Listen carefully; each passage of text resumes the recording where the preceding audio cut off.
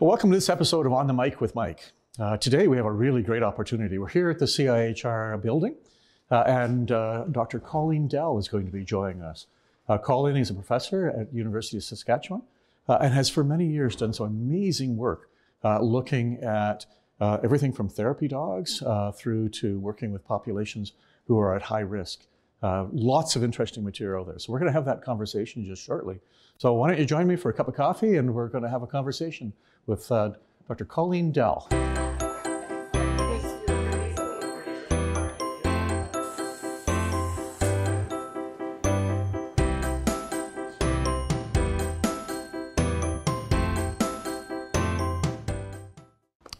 So Colleen, thank you for joining us today.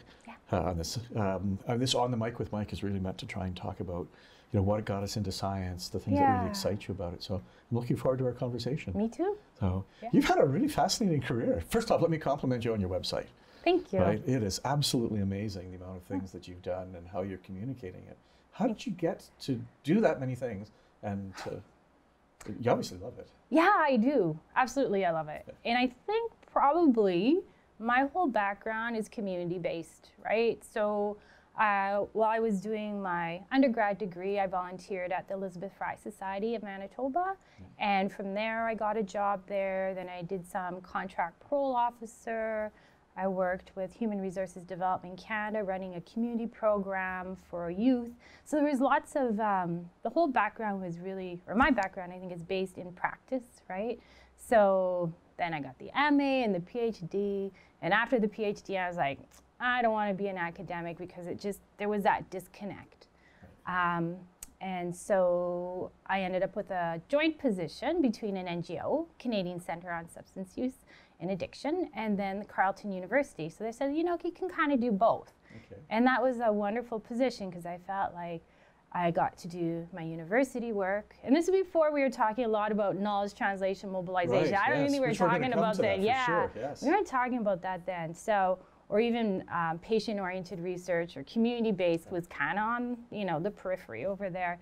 So I was able to merge those, and it just kind of grew from there. So if you had to, what would be the common theme then of your research? What is it that you're trying to attain? That's a really good question. The common theme throughout, I guess, is social change, social justice, probably social justice, right? Whether it's in the addictions field, mental health, now some of the therapy dog work, threading that in to lead to a healthier society. So it is about health. It's absolutely about health, but with this probably social justice slant, I think, to it, So one of the things we're doing at the CIHR is we're going through the strategic planning process now, right? And it's been really something to see Canadians come to the table and express where they would like the CIHR going. Right. And this whole issue of social inequities of outcome, social justice comes forward. Yeah. And I often wonder, when people look at that, what do they really mean? What do they think we understand about social justice or inequities of outcome? So how about yourself? How do you frame that? Oh, I think probably for me, I can't really separate who I am as Colleen versus who I am as a scientist versus who I am as a family member. And I think we've tried to do some of that in academia. So I'm going to put on my academic hat, right?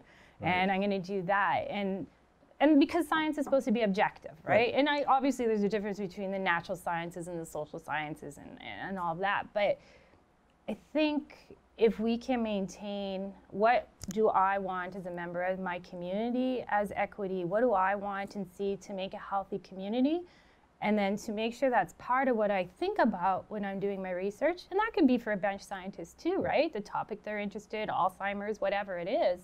I think if we can do a better job of merging and marrying those two, then we're all on a common ground, right? And it's probably just about breaking down that hierarchy all the time and just Yeah. So I'm going to go a little further with you on that one, right? Because I got told the other day I'm a fly guy, right? So I'm one of these pillar one people of fundamental cellular work, right? Okay.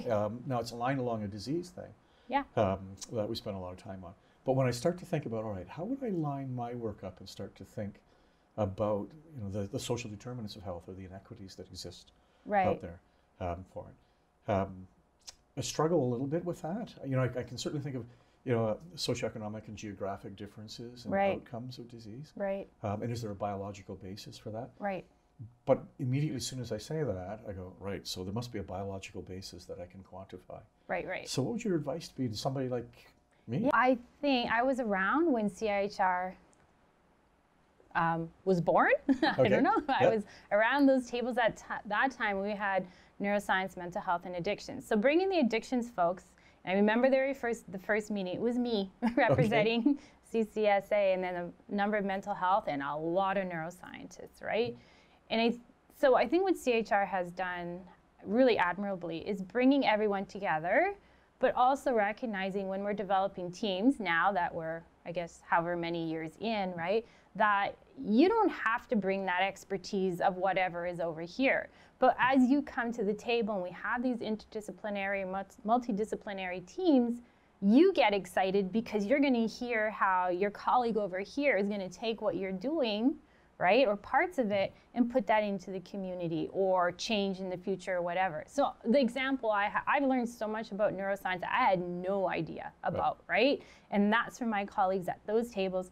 And I think you can even see how that has changed the addictions field. We talk about brain science. We know that there's a really important component there, right? So I'm sure the neuroscientists at the table are able to say, wow, look how the field has changed over these last, decade or what have you, that what I'm doing is really kind of leaning over here. That's longer term. But I think about even one of our teams, we have a veterinarian on our team. So working with some of the therapy dogs in emergency department, right, for people in pain. So one thing that kept coming back from the emergency department, we're the first one in Canada to have therapy dogs in the ED. Actually embedded in the emergency? Yeah. Really? So they're visiting individuals who come in pain, and emotional pain and affective or physical pain as well, right? So I linked up with a veterinarian at the University of Saskatchewan, Dr. Joe Rubin, and I was like, well, one thing that keeps coming back is infectious diseases, saying, well, I don't know about this, right? That's an emergency department, what's going on there? So I was like, hey, Joe, this is what we're doing. Maybe we can do a study with the dogs to see if they're carrying MRSA or whatever, right? And so he's so lovely to work with because he's so excited. He's a bench scientist and he does all the stuff around infectious disease and zoonotic diseases. And really, even as a veterinarian, doesn't get to hear these stories about how the dogs are making impact in the emergency department and those narratives that go around that. And I just love talking to him because he's just like, oh, wow, oh, Colleen, I could listen to these stories all day. So how did you land there then? Because it's fascinating, right? Yeah. So you've moved over to now, we're going to talk a little bit about the dog therapy that you do. How did you get there? How did I get there? Okay, true story. Yeah, okay. I was going to leave academia. I was done, right? I was in the addictions field for almost 20 years. And I worked a lot with Indigenous populations. I was working with the Thunderbird Partnership Foundation with support of CIHR, this project called Culture is Intervention, the importance of culture in healing from addiction. It was a huge project and it was so successful, and all that knowledge mobilization is still continuing through the Thunderbird Partnership Foundation. And I thought, wow, like that's going to be the highlight of my career. That's it. We've made change and continue to. That is so satisfying. But I was also tired, right? And you're doing the same thing for quite a while. And then I said to a friend, and I honestly can't remember who this friend is, but I had said to this person, I'm going to think of leaving academia because I just feel like there's nothing was pushing me, right, to think further, what have you. I've just been in it so long. And so they said to me, I had a sabbatical coming up, and she said, why don't you just think of something that you love, and maybe, and then before she even finished her sentence, I had said, I love my dogs. And then we started talking about something else. I can't even remember this whole scenario at all. So I went home, and I Googled dogs and addiction. And one study came up where these therapy dogs were in addiction treatment facility, and they saw that the therapeutic alliance between the therapist and the client was enhanced, right? And so I was like, oh, what's a therapy dog? So I figured that out, Googled all this, lots of confusing terminology in the field. But I was like, oh, well, maybe for my sabbatical, my dogs can, like I can work with one of my dogs as a therapy dog. So I learned all about it. I did some training, did some testing. And in the end, all 3 of my dogs became therapy dogs. Okay. And I just immersed myself in the field. And I just did thousands of hours of practice. So that's fascinating, because when you think about a sabbatical, right? Yeah. In an academic world, that's a period of time that you have to go away and pick up another set of skills. But almost always, that's I'm going to go to somebody's lab, or I'm going to go to this experience, and I'm going to bring it backwards. But that's not, if I'm understanding it, you didn't do that at all. No. You developed it yourself. And the first thing I did is I went to Ohio, and I went to, it's called Extreme Canine, and spent 3 weeks there with one of my dogs learning dog psychology. Okay. And working with dogs who had behavioral problems. And I always remember the first question they asked us in class was, from the dog's perspective, if you understood who I really am, would you still love me? And I was like, what are we talking about here? Right. This is my dog. I know. I had no clue. I had 0 clue who that dog was. I had 0 clue of their abilities. I knew they were sentient beings, but I had absolutely no understanding of what I thought I did. So now I was able to, from that very first time, or those 3 weeks, I was able to always make sure that animal welfare is at the center of everything I'm doing, because animals are not a tool for humans for our health, right? So I have a chair in One Health looking at animals, humans, and the environment. Right. Yep. So by putting the animals' welfare at the center of everything we're doing, every grant we have, every question we have, we're always asking different questions. We're being forced to ask a different question, or a question and just a bit of a different kind of slant on it, right? So it's interesting that you go there, because we were going to end up, right? Or well, not completely end up, but this whole concept of One Health, right? And there's a lot of debate around One Health, global health, right? And how One welfare. Exactly, right? Yeah. So when you're thinking about One Health, and I know you've written on this and a lot of work, so what does that mean to you? What does it look like?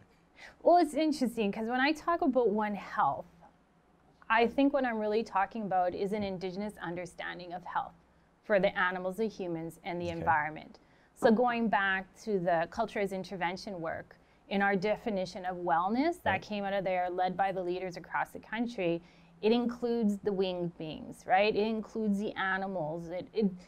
It's a different understanding. It includes community. It includes the environment, right? And so when we talk about One Health now, which used to be called One Medicine, it's like, I don't think we can just talk. I always start with saying, this is my understanding. This is where I'm grounded in.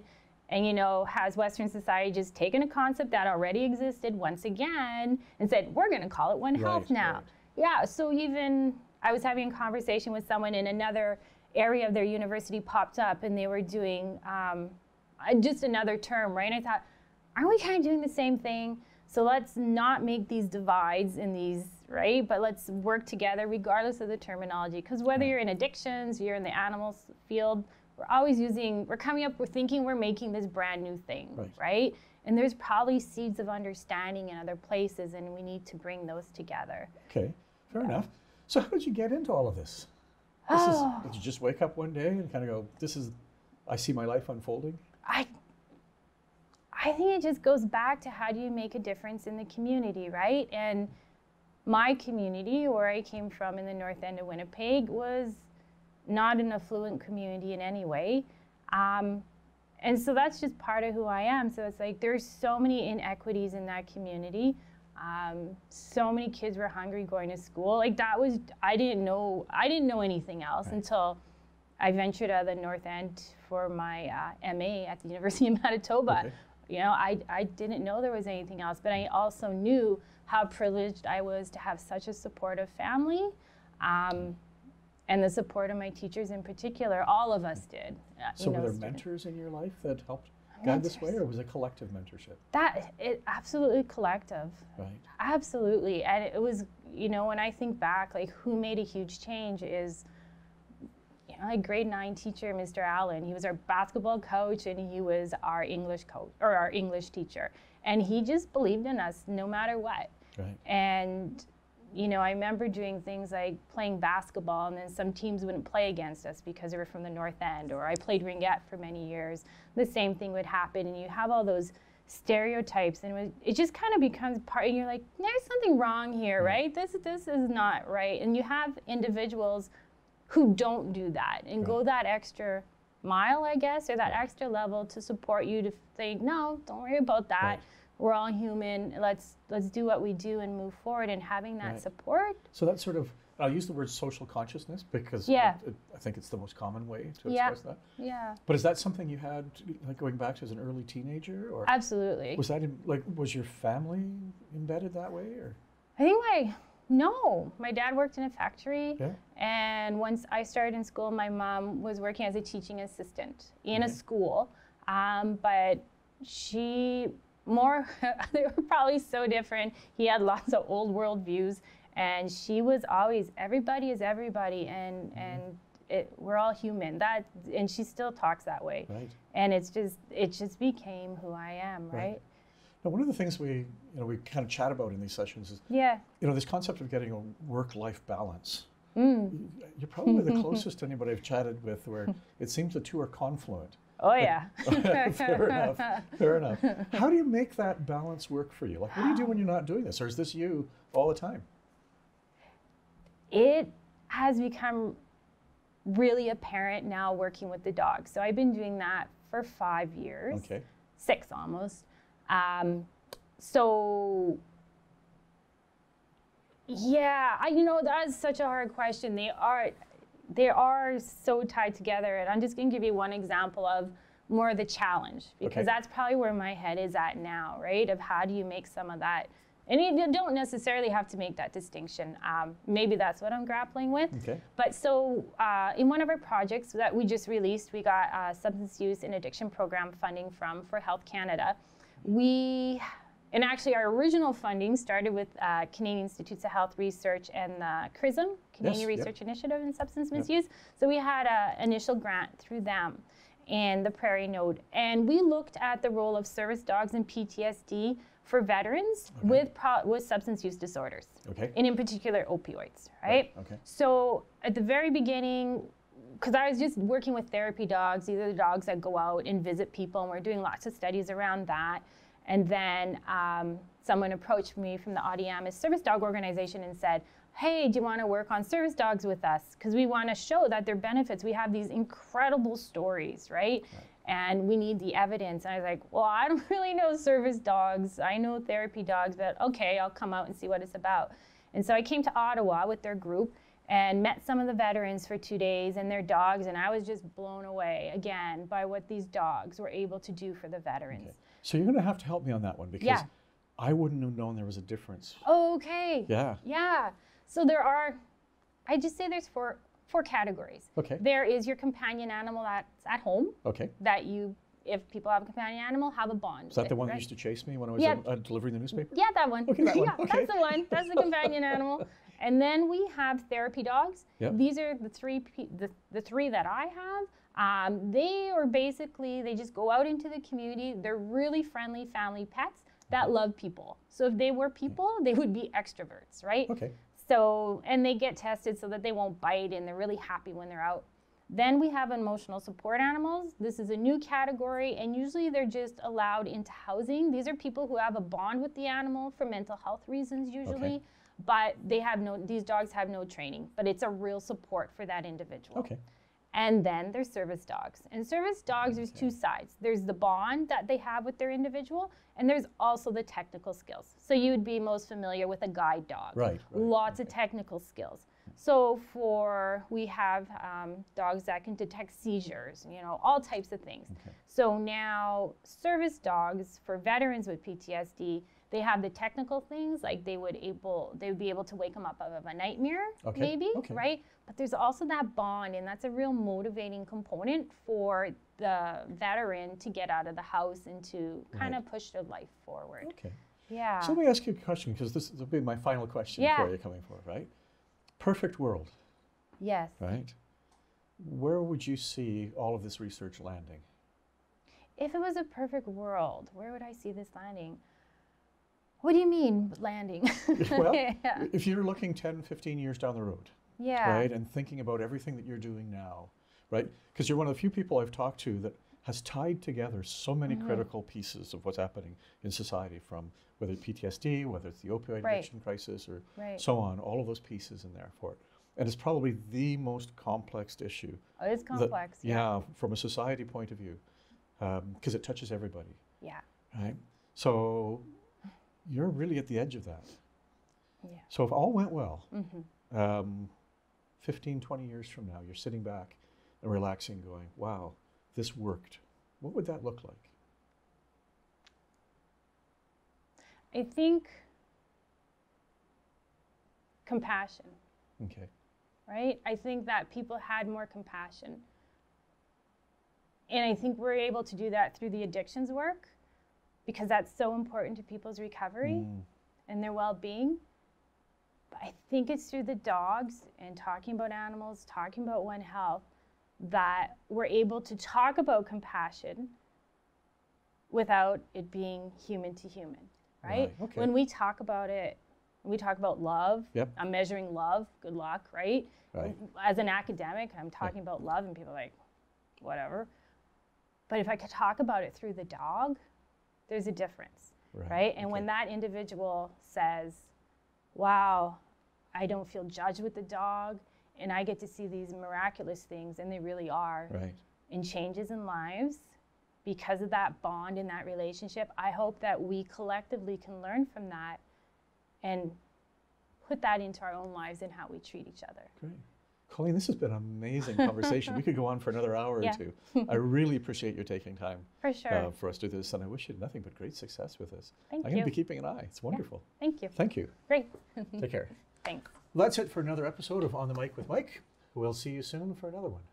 Take care.